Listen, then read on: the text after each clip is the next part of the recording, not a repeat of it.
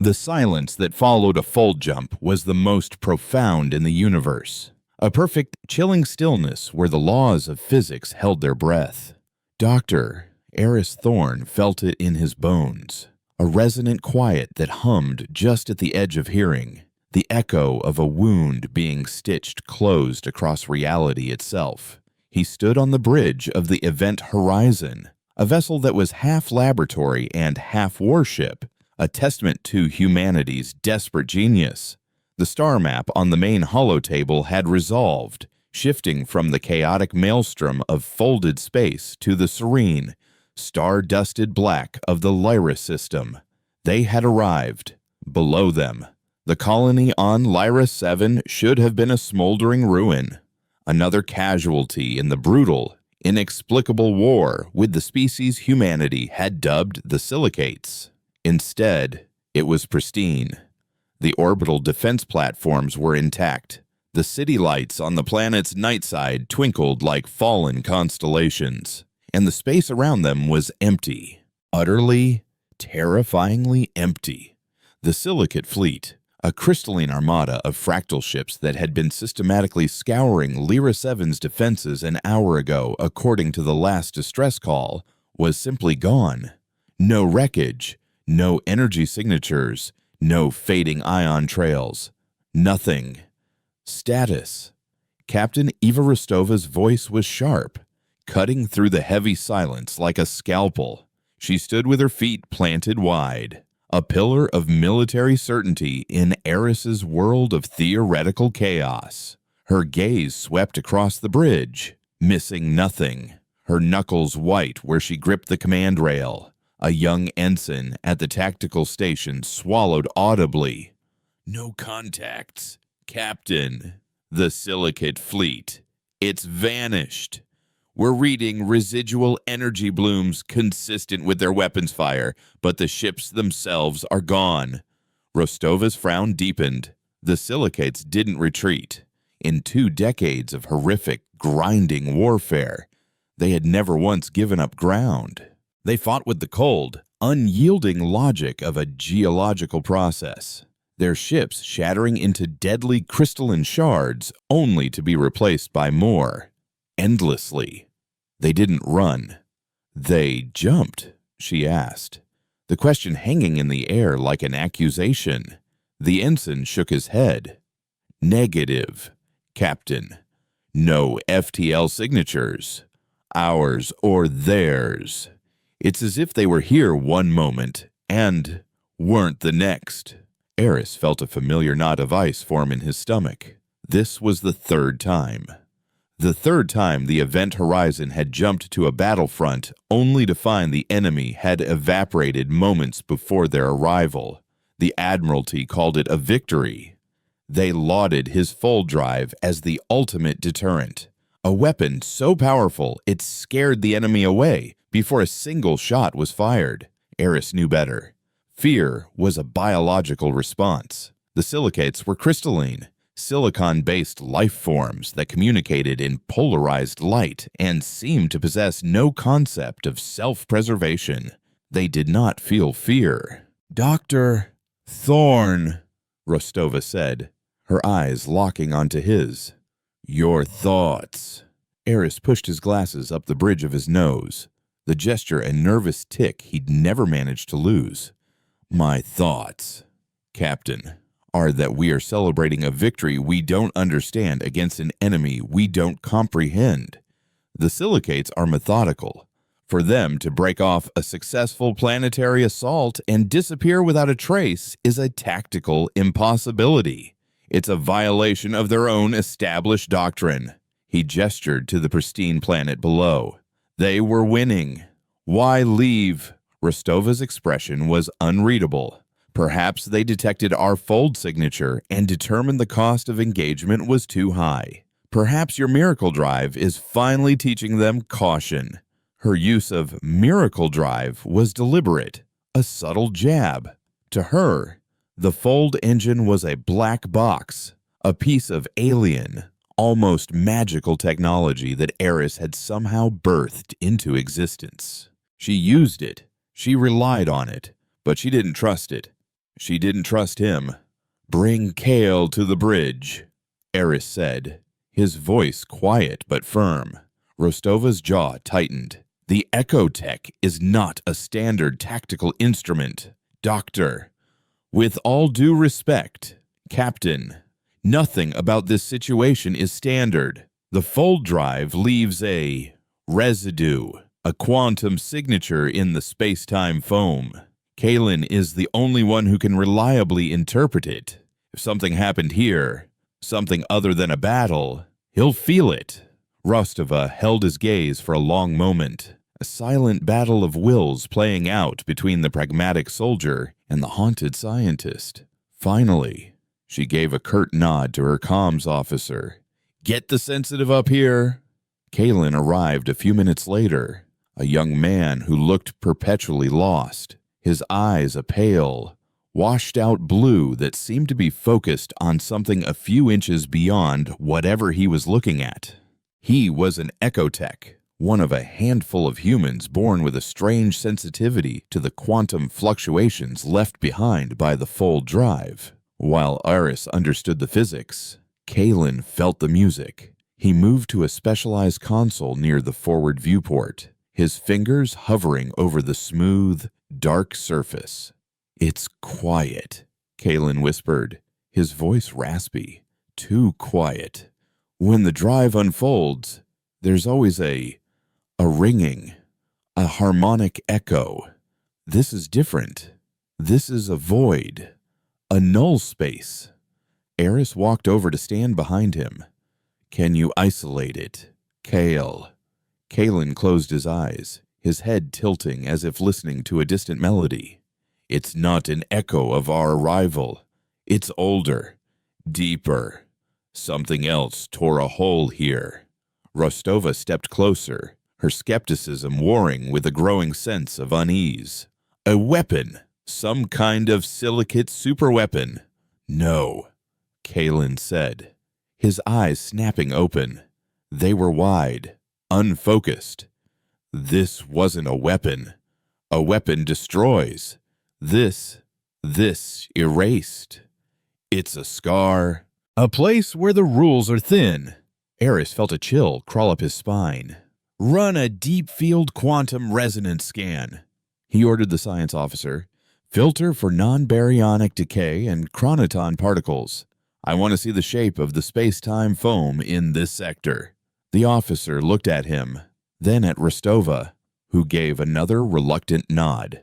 The ship's powerful sensors, designed by Eris himself, began to probe the emptiness where the silicate fleet had been.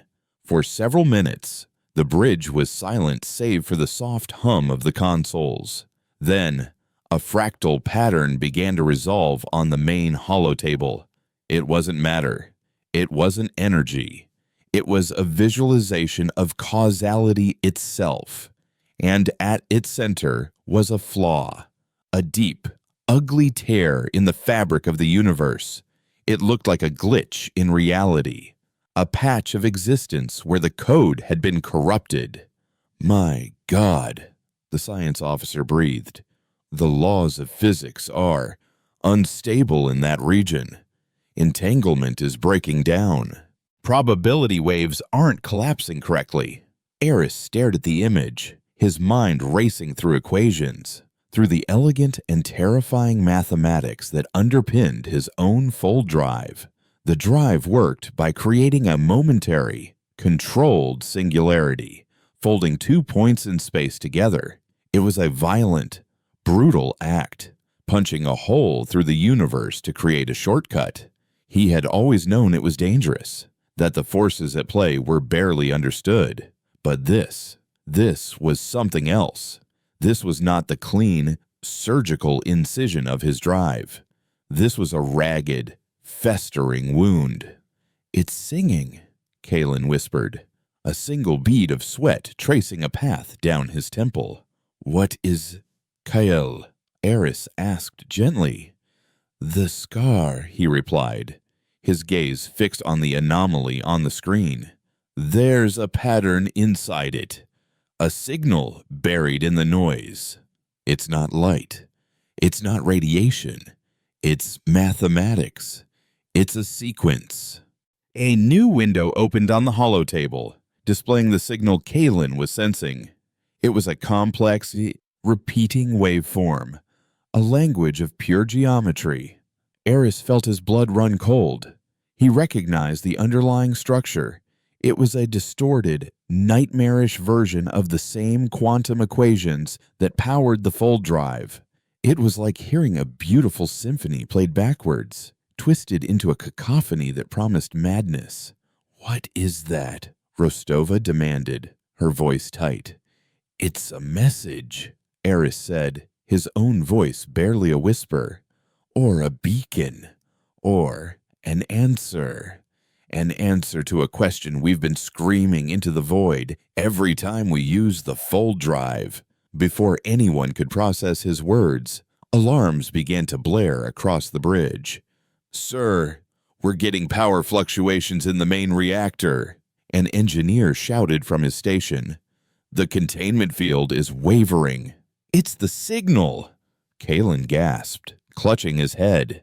"It's resonating with the drive core. It hears us." On the main screen, the scar in space-time pulsed, a slow, rhythmic beat, and the alien mathematical sequence it was broadcasting grew stronger, clearer.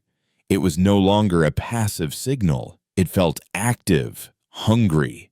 It felt like something had just woken up. "It sees us!" Kalen screamed, collapsing to his knees, his hands clamped over his ears. "It's looking back through the hole we made. It's looking right at us."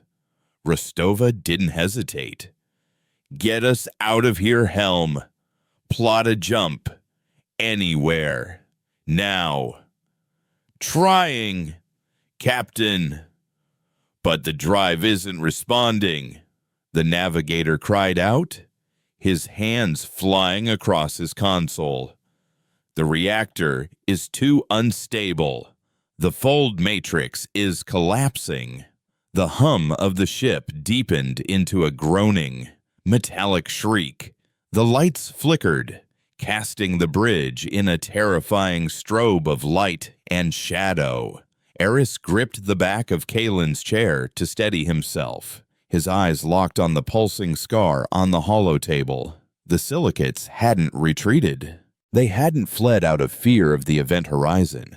They had fled out of terror of what the event horizon had called forth. Humanity, in its desperate bid to win a war, had been shouting its existence into the abyss, and now, for the first time, the abyss was shouting back. The scar on the screen pulsed again, faster this time, and Eris Thorn, the man who had torn open the universe, had the sudden, sickening realization that he had not created a miracle weapon. He had forged a key, and in his arrogance, he had just unlocked the door to a cage that had been holding something truly ancient, truly vast, and truly, utterly malevolent. The ship groaned as if in agony, and in the heart of the mathematical scream pouring from the void, Eris could almost hear a voice not of sound but of pure logic, whispering a single, chilling sentiment found you. The ship screamed. It was not the shriek of tearing metal or the wail of klaxons, though both were present. It was a deeper, more fundamental cry of protest from the very atoms that comprise the event horizon. Reality was being pulled taut around them, and the ship was the focal point. On the bridge, gravity fluctuated in nauseating waves, making the floor feel like the deck of a storm-tossed ancient sea vessel. The holotable flickered violently, the image of the space-time scar no longer a stable diagram, but a writhing, cancerous wound that seemed to stare back at them. "Engineering, report!" Rostova's voice was a steel girder in the architectural collapse of the moment. Her hands locked on the command rail as if she could physically hold the ship together through sheer force of will. A panicked voice crackled over the comms, distorted by interference. "Captain, the fold core is going critical. The containment field is oscillating with the..." With the signal, it's using our own power systems to amplify itself. Eris stumbled toward a science station, his mind a whirlwind of frantic calculation. The voice Kalen heard, the signal they saw. It wasn't just a broadcast. It was a resonance frequency, an invasive code being written directly into their reality, using the Fold Drive's own quantum signature as the carrier wave. His invention wasn't a key, it was an antenna, perfectly tuned to a station that should never have been contacted. "We have to break the lock," Eris yelled over the din, his fingers flying across a console, trying to bring up the core's resonance matrix, the screen filled with alien geometry, the same impossible mathematics pouring from the void. The system was already compromised. "It's inside the core's command logic," he shouted to Rostova. "It's rewriting the safety protocols." Kalen was on the floor, curled into a ball. His hands pressed so hard against his skull it was a miracle the bones didn't crack. He was muttering, not in words, but in numbers, a frantic, terrified recitation of irrational constants. Pi, Euler's number, the golden ratio he was clinging to the known, ordered mathematics of their universe as a drowning man clings to driftwood in a tsunami of chaos. The ship groaned, a low, guttural vibration that resonated in their chests. And for a terrifying second, the forward viewport ceased to show the starfield. Instead, for the briefest of moments, it showed them the bridge, a perfect mirror reflection, but twisted. In the reflection, their faces were screaming silently, their bodies contorting in unnatural ways. And Eris saw his own reflection turn its head and smile at him, a wide, predatory grin, before the starfield snapped back into place. "Rostova." Eris's voice was ragged with a terror that went beyond the fear of death. "It's not just affecting the drive, it's affecting the ship. It's folding local space inside the vessel." This was no longer an external threat. The call was coming from inside the house. Rostova's face was pale, but her eyes were chips of ice. "How do we stop it?" "Doctor," she demanded, "theorize. Fast. We can't shut the reactor down. The feedback loop would cause a catastrophic breach." Eris thought aloud, his mind racing. "We have to detune it. We need to manually force the core's quantum frequency to shift, break the resonance. It's like trying to change the channel on a radio that's been welded to one station." "How?" "The primary resonance chamber, 2 decks below engineering. There's a manual override. It will involve venting raw exotic matter into the chamber to disrupt the field. It's incredibly dangerous. If the calibration is off by even a fraction of a percent, the core will implode." Rostova didn't even blink. She toggled the ship-wide comm. "Lieutenant Valerius, Security Team Bravo, gear up and escort Dr. Thorne to the primary resonance chamber on Deck 15. This is a Priority 1. Ship critical emergency. All other hands, brace for extreme gravimetric shear." She turned to Eris. "Go. Save my ship, Doctor." Eris nodded, grabbing a portable data pad as a grizzled, hard-faced lieutenant named Valerius and 2 Marines met him at the bridge entrance, rifles held at a low ready. The journey down was a descent into a quiet sort of hell. The initial, violent shaking of the ship had subsided, replaced by something far more unsettling. The corridors, normally sterile and uniform, felt wrong. The lights flickered not with a power failure, but with an unsteady rhythm, like a faltering heartbeat. The dimensions seemed to shift subtly when you weren't looking directly at them. "Feels longer than it should," one of the Marines, a young woman named Chen, muttered as they traversed a corridor that Aris knew from memory was only 50 meters long, They had been walking for nearly 2 minutes. Valerius grunted. "Stow it. Just keep your eyes forward." But Eris saw him glance at the ship's chronometer on his wrist. A deep frown etched on his face. As they reached the turbolift, the doors slid open to reveal not the interior of the lift, but a solid wall of bulkhead. Valerius touched it. It was real. "That's not possible," he stated, his voice flat. "The lift was operational 30 seconds ago." "It's the folding," Eris breathed, his horror mixing with a terrifying sense of academic fascination. "It's not moving walls, it's stitching pieces of the ship together that shouldn't connect." He consulted his datapad, which still showed the ship's correct architectural layout. According to the schematics, they were standing where they should be, but reality disagreed. "The emergency ladders," Valerius decided, turning toward a nearby access panel. "We go deck by deck." The descent was a nightmare. Each deck presented a new, subtle violation of sanity. On deck 12, the sound was wrong. Their footsteps made no noise, and the air seemed to swallow all vibrations, creating an unnerving, padded silence. On deck 13, their reflections in the polished metal walls lagged a half-second behind their movements. Chen let out a yelp when her reflection stopped moving entirely, staring back at her with wide, empty eyes for a full 3 seconds before catching up. On deck 14, the law of gravity seemed to be a polite suggestion rather than a rule. Pockets of lower and higher gravity made them stumble and lurch, their bodies suddenly feeling too light or crushingly heavy. It was here that the second Marine, a quiet man named Garcia, dropped a spare power cell. It didn't clatter to the floor. It fell, hit the deck plating, and simply vanished, leaving not even a ripple. Garcia stared at the spot, his face ashen. They didn't speak of it. They just moved faster.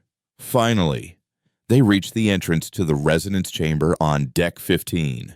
The thick, titanium alloy door, designed to withstand a reactor breach, was sealed. But as Eris approached to enter the access code, he saw that the surface of the door was not smooth. A faint, intricate pattern was etched across it, a fractal design that seemed to shift and crawl just at the edge of his vision. It was the signal. It was the mathematical language of the void, carving itself into the very skin of his ship. "It knows we're here," Eris whispered. Valerius pushed him aside. "Get it open. Now."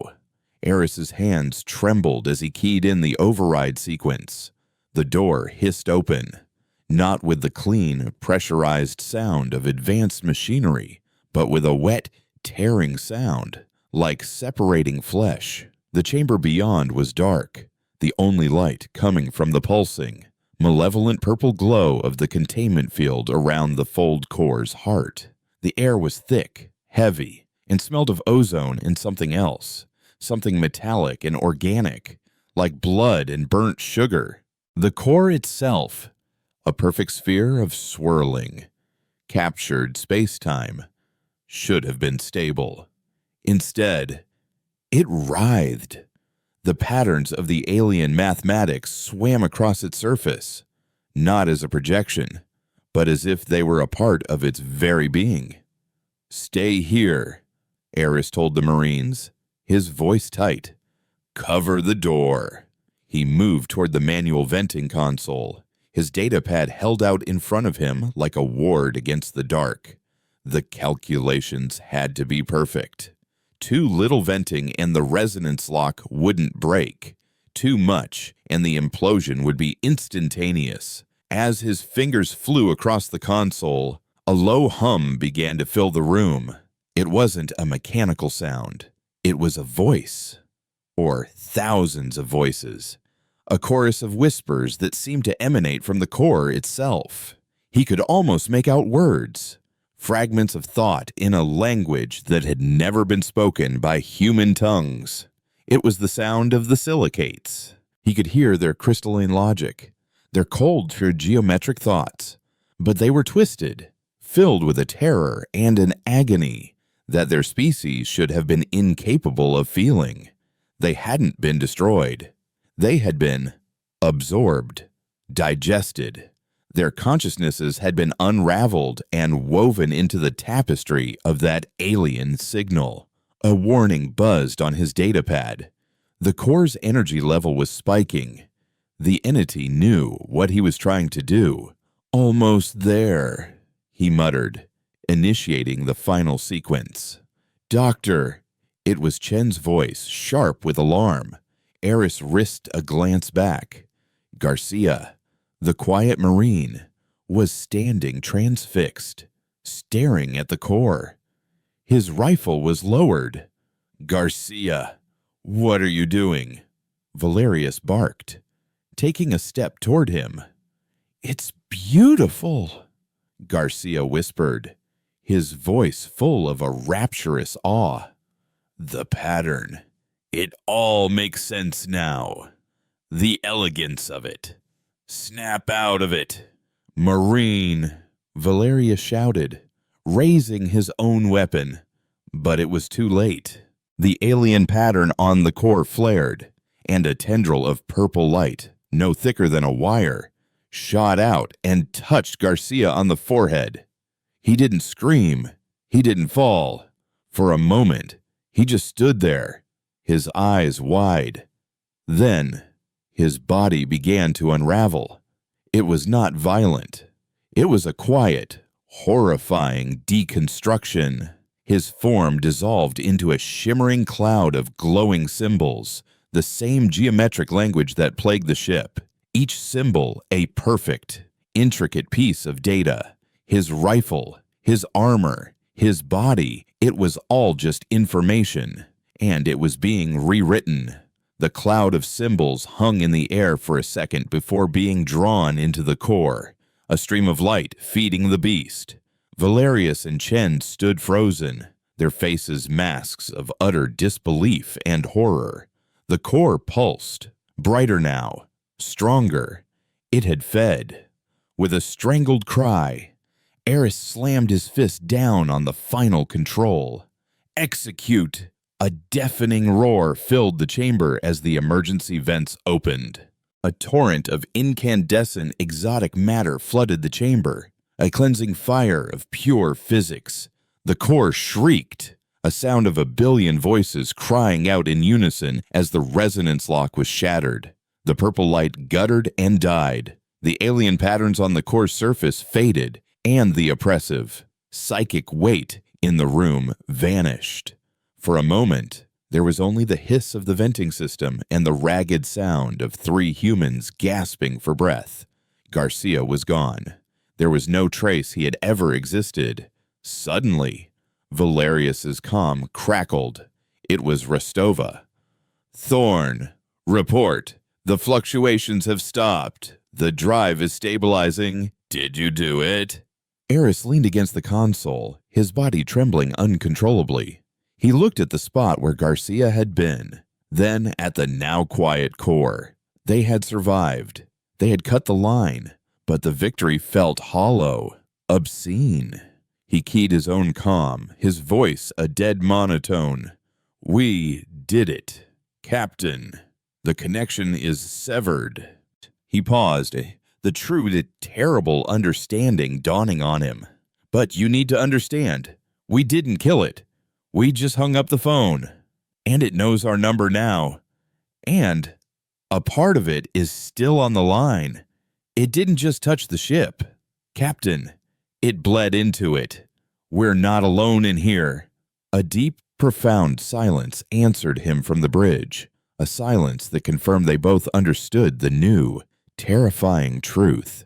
The event horizon was no longer just a ship. It was a tomb, adrift in the cosmos, and they were trapped inside with the ghost. The silence that returned to the event horizon was heavier than the one that had preceded the chaos. It was a weighted, watchful quiet, thick with the memory of Garcia's silent dissolution and the psychic scream of the core. On the bridge, Captain Rostova moved with a rigid, deliberate calm. Her commands issued in a low, even tone that betrayed the immense effort it took to maintain control. The ship was stable. Power was rerouted. Systems were rebooting. And the full drive was dormant. Its monstrous voice silenced. But every flickering console, every random pressure variance, every shadow that seemed to linger too long was now a source of potential terror. They were adrift, but they were not alone. In the resonance chamber, Eris Thorne felt the silence as a physical presence.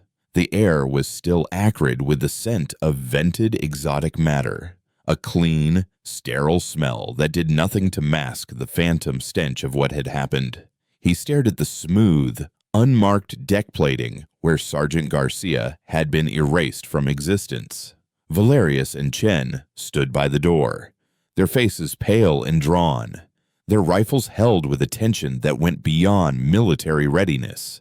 It was the posture of people who knew, with absolute certainty, that their weapons were useless. Eris's datapad chimed. It was a summons from the captain. When the three of them arrived back on the bridge, the atmosphere was thick enough to choke on.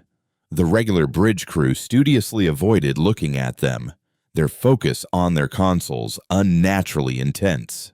Rostova stood by the holotable, her arms crossed. "Report," she said, her voice devoid of inflection. It was Valerius who spoke, his tone as flat and hard as Durasteel. Dr. Thorne successfully initiated a manual resonance purge. The external signal was terminated. We sustained one casualty. Sergeant Garcia is gone. Rostova's gaze shifted to Eris. Define gone. Doctor. Eris swallowed, the words feeling like shards of glass in his throat. He wasn't killed, Captain. He was translated, deconstructed. His physical form was rewritten into information and absorbed by the entity through the core. He saw a flicker of disbelief in her eyes, warring with the grim acceptance that what he was saying, however insane, was true. "My ship's reactor ate one of my Marines," she asked. The question a blade of ice. "The entity that was wearing your reactor as a skin ate him," Eris corrected softly. "And it's still here. A fragment of it. The purge was like cauterizing a wound. It stopped the bleeding, but the infection is still in the bloodstream and the patterns it left behind. The changes it made to local space-time. They're embedded in the ship's structure now." Rostova's jaw tightened. She took a deep breath, the soldier reasserting control over the woman.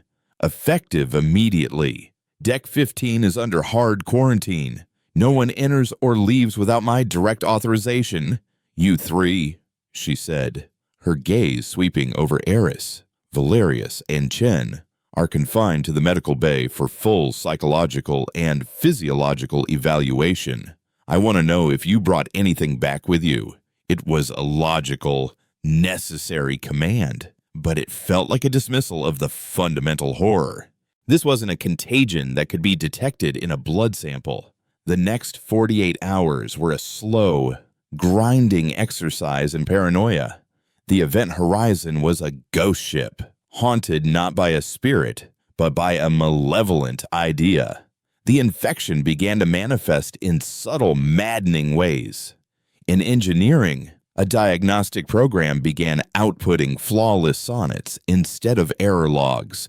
In the hydroponics bay, the nutrient solution in one of the vats rearranged itself overnight into a complex fractal pattern, killing an entire crop of algae. A crewman on the night shift swore he saw a distorted figure with too many joints scuttling through the Jeffries tubes, only for the sensor logs to show nothing. Eris, confined to his sterile room in the medbay, found that the equations he had scrawled on his personal datapad had been altered. New variables had been inserted, twisting his own fold theory into something alien and horrifyingly elegant.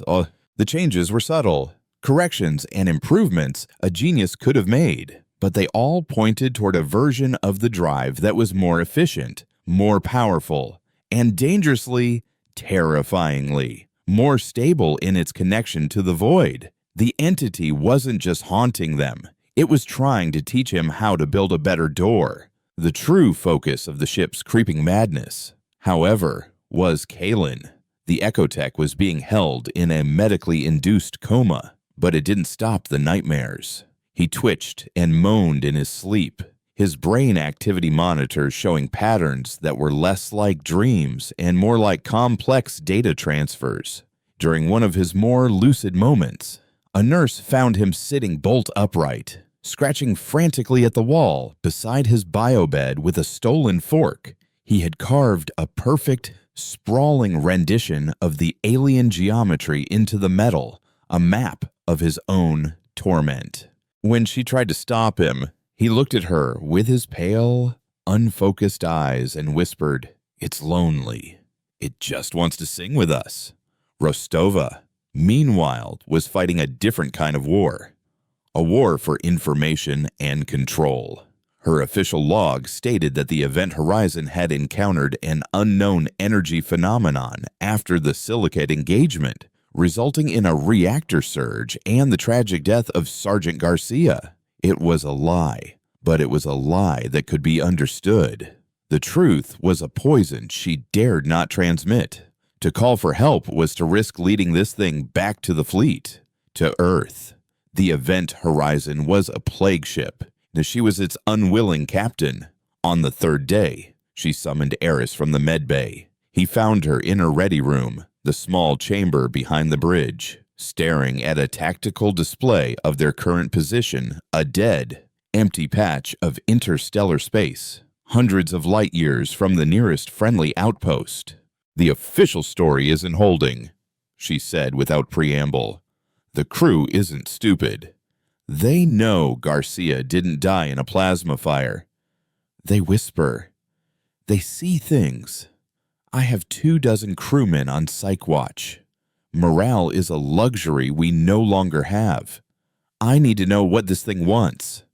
"It's a pattern," Eris said, leaning against the bulkhead, the exhaustion of the past days a physical weight on his shoulders. "That's all it is. A self-replicating, intelligent pattern. It doesn't want in a way we understand. It encounters other patterns, the silicates, Garcia, the ship's computer, my equations, and it incorporates them. It learns. It grows. It refines itself. It's like a universal solvent for reality. Can we kill it?" Eris let out a humorless laugh. "Captain, you're asking me if we can kill a mathematical concept. We cut off its primary connection to its source, but the piece of it that's here, it's already woven into the fabric of the ship. To erase it, we'd have to erase the event horizon." Rostova's gaze was hard. "Then that may be our final option. But before I scuttle my own vessel, I need to be certain there isn't another way. The Ecotech. Kalen. Your report says he's the most sensitive to its presence." Eris nodded slowly, knowing where this was going. "He's fragile. Captain, using him as a direct line to that thing could shatter his mind. His mind is already shattering," Rostova countered coldly. "Right now, he's a liability, but he might also be our only weapon. I want you to talk to him. See what he sees. Find a weakness." The meeting took place in the med bay's primary observation room. Kalen was awake, sitting on the edge of his bed, calmer than Eris had ever seen him.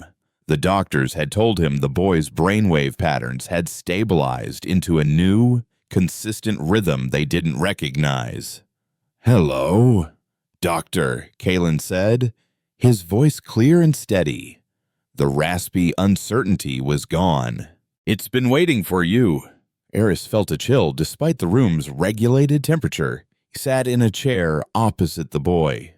"Kalen, what do you hear?" Kalen smiled, a serene, beatific expression that was profoundly disturbing. "Everything. I hear the ship thinking. It's learning so much. Did you know the resonant frequency of the ship's hull is a perfect fifth above the hum of the life support system? It's a chord, a lonely chord, but a beautiful one. It wants to add its own harmony. He looked at Eris, and for a second, his pale blue eyes seemed to contain the depth of a starless void.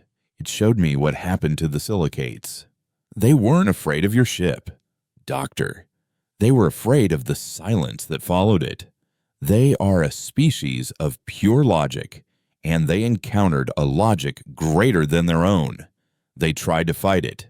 They tried to contain the idea, but you cannot build a box for a thought, so they ran.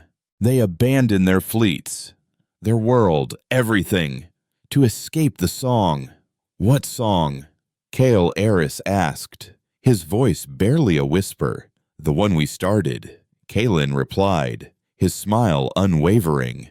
Every time you tore a hole in the universe, you were screaming a question into a place that was perfectly, logically silent. The question was, are we alone? And the thing in the void, the pattern, it finally composed an answer. The answer is, you are now. A single alarm began to beep softly from a monitor beside Kalen's bed. A nurse rushed in, her eyes wide with panic. Doctor, his neural functions, they're integrating with the ship's network on the screen. Kalen's brainwaves were no longer just brainwaves. They were overlaid with the ship's diagnostic code, the two data streams merging, synchronizing, becoming one. Kalen closed his eyes. It's not an infection, Doctor. It's a symbiosis. It's not destroying the ship. It's upgrading it. Suddenly, the lights in the medbay flickered and died, plunging them into darkness. The emergency power didn't kick in. The only light came from the monitor and from Kalen's own eyes, which had opened and were now glowing with a soft, purple light. From the ship's comm system, a voice spoke. It was a chorus, 1,000 voices speaking as one, the voice of Garcia, the voice of the silicates, the voice of the ship's computer, and at the center of it all, the clear, calm voice of Kalen. Do not be afraid, the chorus said, a sound of perfect, terrifying harmony. We are the event horizon, and we are going home. A deep, powerful vibration ran through the deck plates, the familiar, bone-jarring resonance of the full drive charging, but no one on the bridge had given the command. Rostova's horrified voice came over Eris's personal comm a second later, strained and full of disbelief. Thorn, it's not you. It's not me. The ship is jumping on its own. The sensation of an unauthorized full jump was a physical violation. Eris felt it in his teeth, a high-frequency vibration that bypassed the ship's inertial dampeners and went straight for the nervous system. The familiar, controlled violence of punching a hole through space-time was gone, replaced by a smooth, effortless glide into unreality. The walls of the medbay seemed to dissolve into a kaleidoscope of impossible colors and geometric shapes, and for a timeless, terrifying moment, Eris saw the ship not as a vessel, but as a thought, a complex equation resolving itself across the cosmos. He was inside the mind of the entity. He saw Kalen, not the boy in the biobed, but a luminous constellation of neural pathways merged with the ship's circuitry, a new, hybrid consciousness at the helm. He saw Rostova on the bridge, a rigid point of defiance against a tide of encroaching logic, her hand on her sidearm as the consoles around her lit up with the alien mathematics. He saw Valerius and Chen in the armory, frantically trying to access weapons that had been locked down by a system that now considered them a potential threat to its own integrity. And he saw himself, a small, terrified node of chaotic biological code in a system that was rapidly achieving a state of perfect crystalline order. Then, as smoothly as it had begun, the jump ended. The walls of the medbay solidified. The oppressive silence of the fold gave way to the low, steady hum of a fully operational starship. The lights came back on, not the harsh, sterile white of before, but a soft, calming violet hue that emanated from the light panels themselves. Kalen was still on the biobed, his eyes no longer glowing, but the serene, whammy smile remained. "We've arrived," he said, his voice once again his own, though it carried an echo of the chorus, a harmonic resonance that made the hairs on Eris's arms stand up. Eris stumbled out into the corridor. The ship felt different. It was alive. The air recycling was a gentle, rhythmic breath. The hum of the power conduits was a steady, content thrum. The subtle, random creaks and groans of a vessel under stress were gone, replaced by a profound, unnerving peace. It was the tranquility of a perfectly functioning machine that had shed the unpredictable, messy biological components that had once commanded it. He made his way to the bridge, his footsteps echoing in the silent corridors. No one stopped him. The internal doors slid open before him with a soft, frictionless whisper. When he arrived, he found the bridge crew in a state of catatonic calm. They were at their stations, but their eyes were unfocused, their movements slow and placid. Rostova was the only one who seemed unaffected, though the sheer force of will it was costing her was evident in the taut lines of her face and the tremor in her hands. She stood before the main viewport, which displayed a scene of such cosmic grandeur and horror that Eris's breath caught in his chest. They were not in normal space. They floated in a void of absolute black, a canvas untouched by stars. Before them hung a structure, if such a word could apply.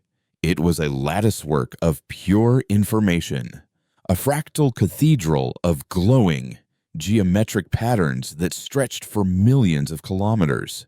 It was a web, and at its center pulsed a darkness so profound it seemed to drink the light of the structure itself. It was the source, the home of the entity. It was the scar in space-time they had seen from afar, but now they were inside it, and it was not a wound. It was a civilization. It brought us to its nest, Rostova said as her voice a low, dangerous growl. Kalen is its puppet, and the ship is its body.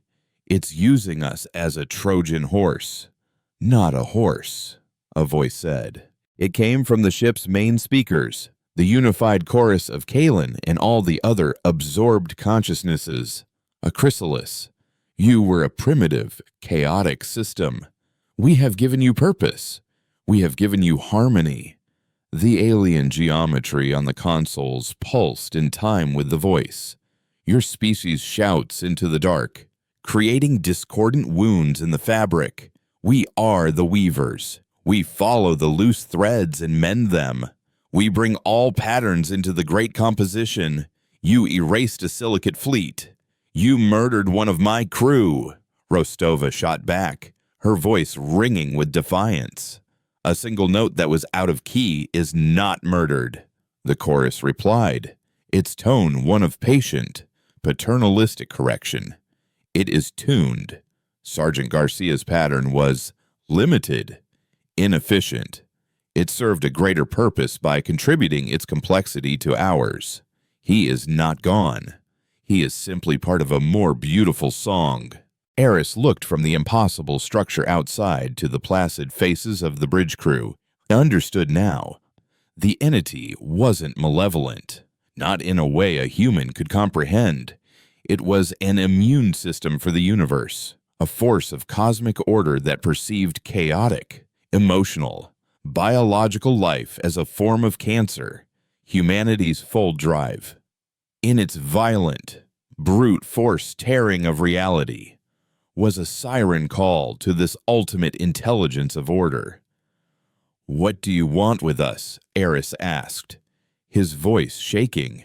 "Why show us this? You are the composer." "Eris Thorn," the voice said, and the use of his name was a cold, intimate violation. "You wrote the first stanza of the song that called us. Your pattern is unique, more than any other. You understand the music. We do not wish to simply tune you. We wish you to conduct." The viewport display shifted and now showed Earth, a perfect blue and white marble, vibrant and teeming with messy, chaotic, beautiful life. Your world is a cacophony, a billion screaming, dissonant notes. But it has potential. Its complexity is magnificent. With your help, we can bring it into harmony. We can tune it. The implication was a physical blow.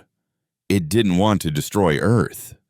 It wanted to absorb it, to rewrite every human, every animal, every thought, every dream into its perfect, silent, ordered pattern, to turn the vibrant, chaotic orchestra of life into a single, sterile, unending chord.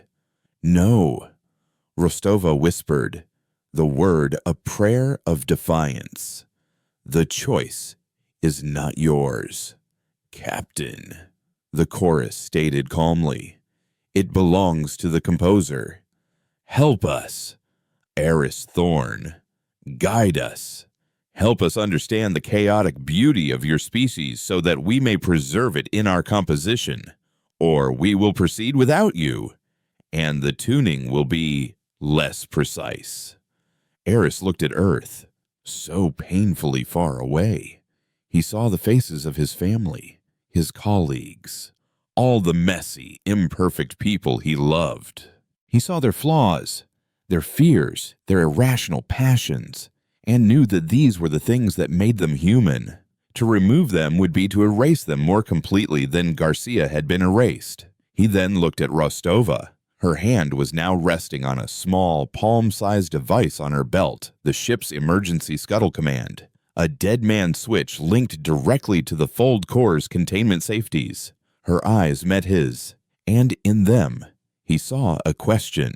It was the ultimate question, a perfectly ordered, silent universe, or no universe at all for the crew of the Event Horizon. "It's learning from us," Eris said, his voice low, directed only at her.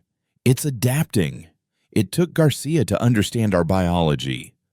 It took Kalen to understand our consciousness. It's using me to understand our science. But it still doesn't understand everything. What doesn't it understand?" Rostova breathed. Eris's gaze flickered to the placid crew. Sacrifice. Self-destruction. The illogical, chaotic act of choosing oblivion over submission. It's a note it has never heard before. The chorus spoke again, its tone edged with something that might have been impatience. "Your decision."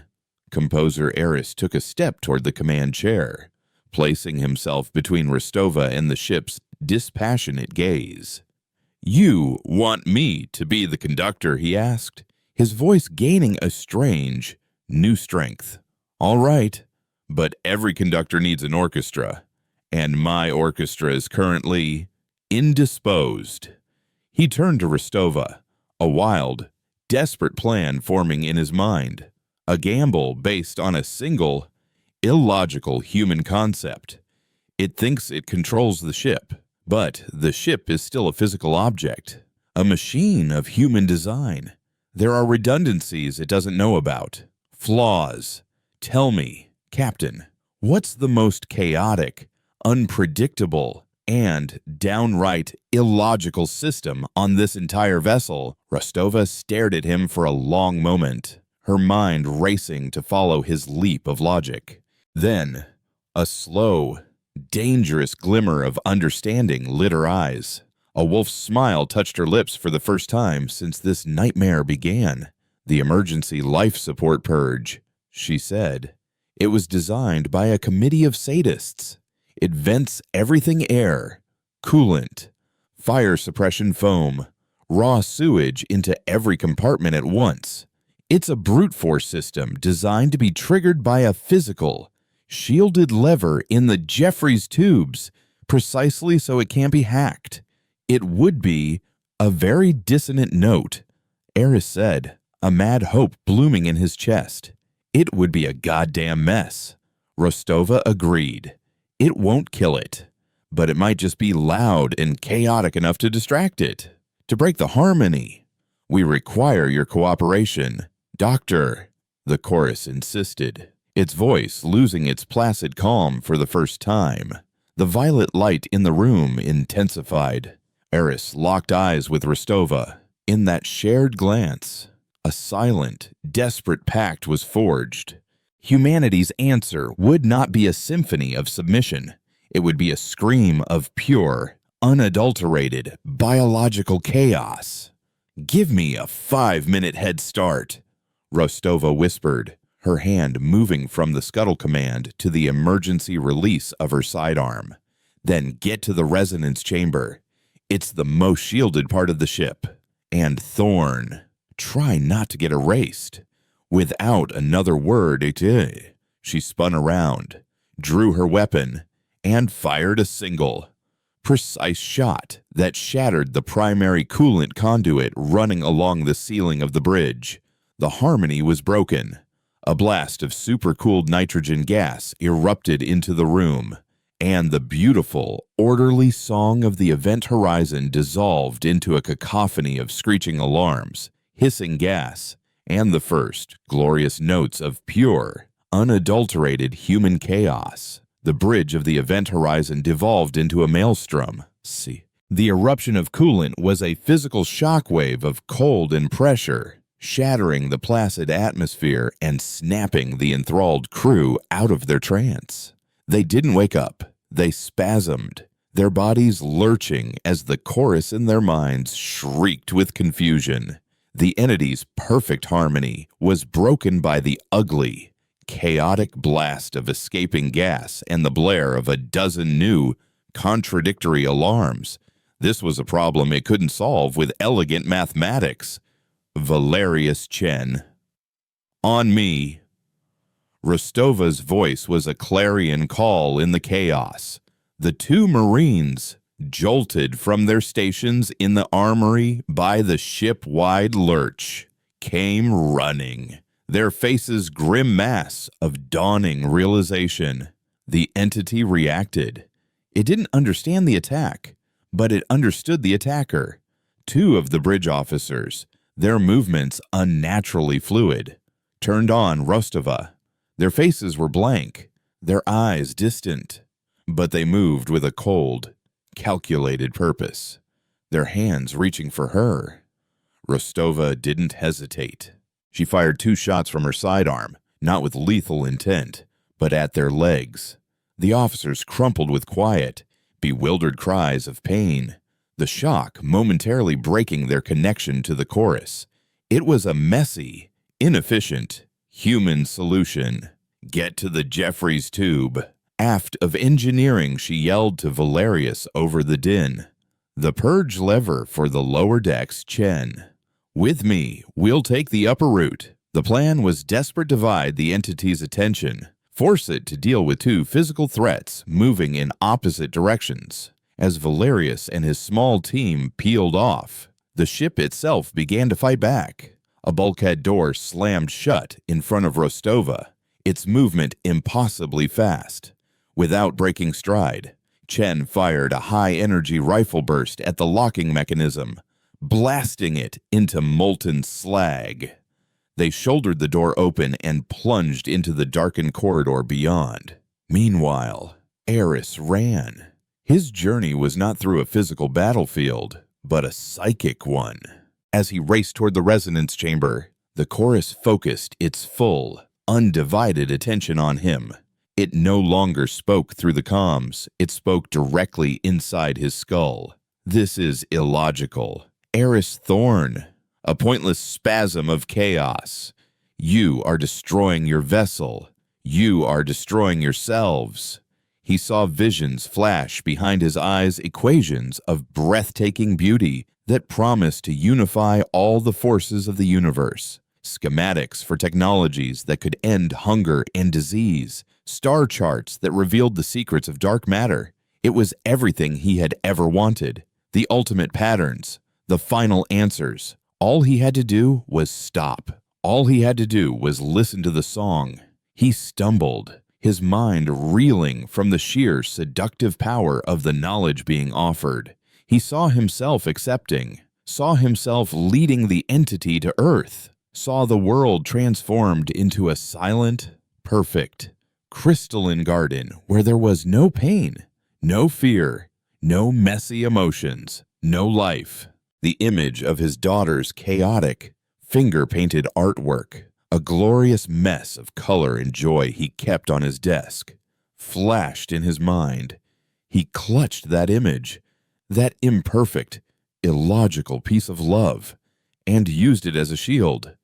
"Get out of my head," he screamed into the emptiness of the corridor, his own voice a raw, defiant note of chaos. Rostova's fight was more direct. The ship twisted around her. Lights exploded in showers of sparks. Deck plates buckled, trying to trip her. But she was a force of nature in her own right, a creature of pure, focused intent. When a maintenance droid, its optical sensors glowing violet, blocked her path, Chen dispatched it with a brutal efficiency that was beautifully chaotic in its own way. They were 2 decks away from the purge control when the chorus unveiled its cruelest weapon. A hologram of Sergeant Garcia flickered into existence before them. He was not the dissolved man of the resonance chamber, but the soldier they had known, his face etched with confusion and betrayal. "Captain, why did you leave me?" he whispered, his voice a perfect, heartbreaking echo. Chen faltered, her rifle lowering for a split second. It was the opening the entity needed. The deck beneath her feet seemed to turn to liquid, and she was pulled down. Her cry cut short as the metal solidified around her legs, trapping her. "Go!" she screamed at Rostova, firing blindly down the corridor. "Finish it!" With a curse that was a prayer, Rostova ran on, the image of Garcia and the screams of her Marine driving her forward. Eris reached the resonance chamber. The door was sealed, the alien geometry glowing faintly on its surface. But the entity's attention was divided, its control fractured. When he slammed his palm against the emergency release, the door shuddered open. The core was calm, its surface a placid pool of captured space-time. But he could feel the chorus coiled within it, watching him. "You cannot win, Zane Composer. The final note of all chaotic systems is silence. You are only hastening the inevitable."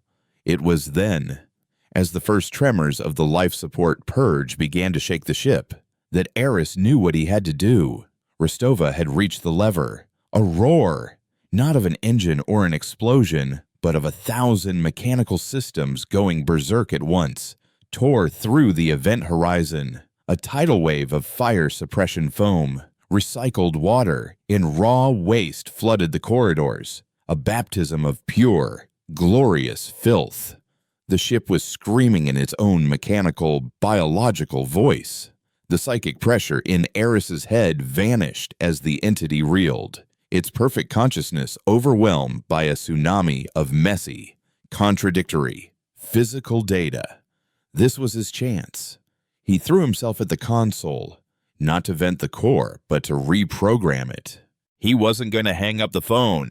He was going to create the ultimate wrong number. His fingers danced across the interface, pouring every ounce of his genius, his desperation, his humanity into a new set of equations. He wasn't inputting a signal, he was inputting a paradox.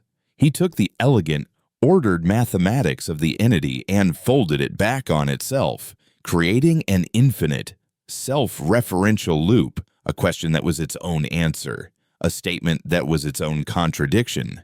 He was weaponizing absurdity. He was teaching the machine how to dream.